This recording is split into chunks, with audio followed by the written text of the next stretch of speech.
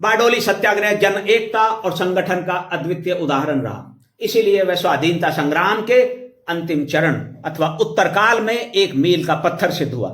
क्षेत्र के सभी लोग एकता के ऐसे सूत्र में बंध गए थे कि किसी ने भी किसी भी रूप में सरकार अथवा सरकारी कर्मचारियों से सहयोग नहीं किया।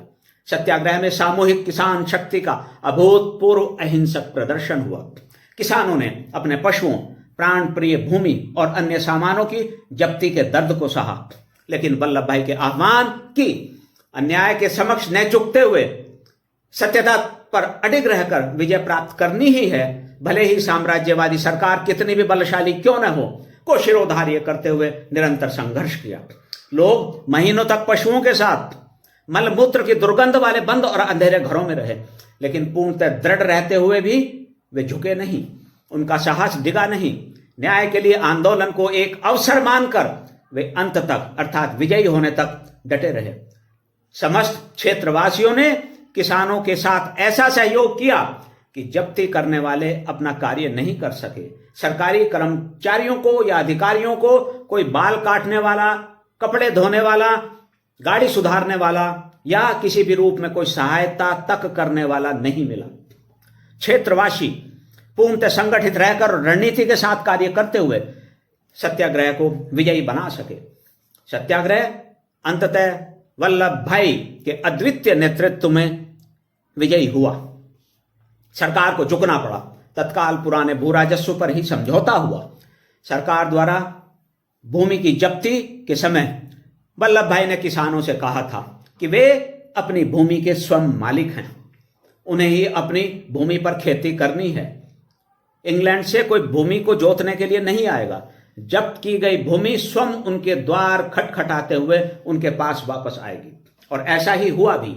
वर्ष 1937 ईस्वी में बॉम्बे प्रेसिडेंसी में बाला साहब खेर के नेतृत्व में सरकार बनने के तुरंत बाद बारडोली सत्याग्रह में किसानों की जब्त हुई भूमि कानून बनाकर उन्हें वापस कर दी गई। बारडोली किसान सत्याग्रह की सफलता ने संपूर्ण भारत में राष्ट्रीय मुक्ति आंदोलन को अभूतपूर्व गति प्रदान की। ग्रामीण भारत अर्थात वास्तविक हिंदुस्तान में देश की स्वाधीनता के लिए जन जागृति उत्पन्न करने में अभूतपूर्व योगदान दिया। वर्ष 1930 ईस्वी के सविनय अवज्ञा से वर्ष 1942 ईस्वी तक के भारत छोड़ो आंदोलन में देश की स्वाधीनता के लिए हुए संघर्षों को बारडोली किसान आंदोलन ने शक्ति प्रदान की। इसे विशेष रूप से वर्ष 1930 ईस्वी में प्रारंभ हुए सविनय अवज्ञा आंदोलन में लोगों को हुई जेल की स्थिति से आज भी भली भांति जाना और समझा जा सकता है।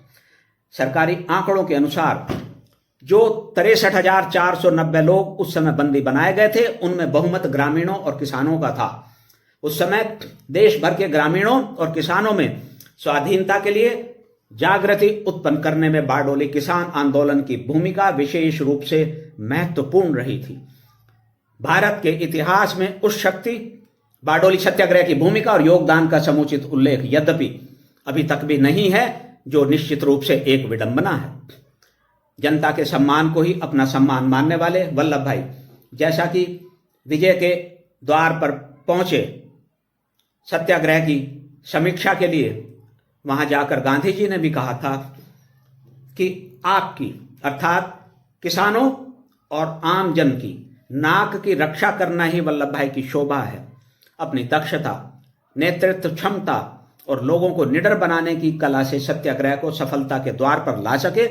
उस सफलता द्वारा वल्लभ भाई बारडोली से भारत के सरदार के रूप में उभरे और आगे बढ़े।